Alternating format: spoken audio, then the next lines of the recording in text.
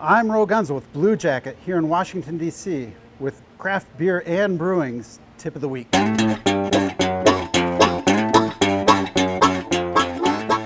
at Bluejacket, we ferment all of our Weissbier in an open fermenter. There's a lot of debate that goes back and forth on open fermentation and the necessity. I'm going to tell you it's absolutely necessary for the production of Weissbier. We have several things going for us that you cannot achieve or get in a traditional cylinder conical fermentation vessel. One, a traditional open fermentation vessel, the geometry, very short and shallow.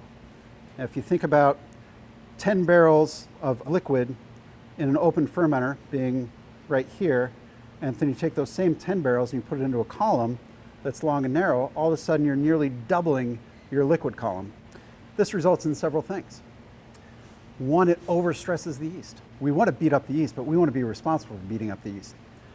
That hydrostatic pressure that we achieve with having a taller liquid column will start to inhibit or force the yeast to create undesirable characteristics when we're producing Weissbier. Likewise, one of the natural products of fermentation, yeast comes in, they consume all the sugars, they produce CO2 and they produce ethanol. Well, that CO2 evolves, it's a gas, it's going up through that liquid column.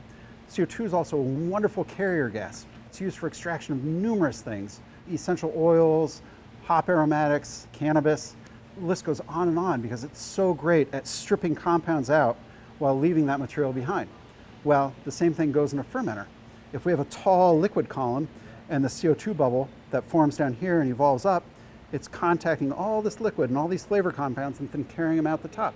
But if we have a shallow, short liquid column, that CO2 evolves out and leaves a lot of that flavor, that aroma intact in the vessel. To learn more about wheat and Weissbier, click the link below.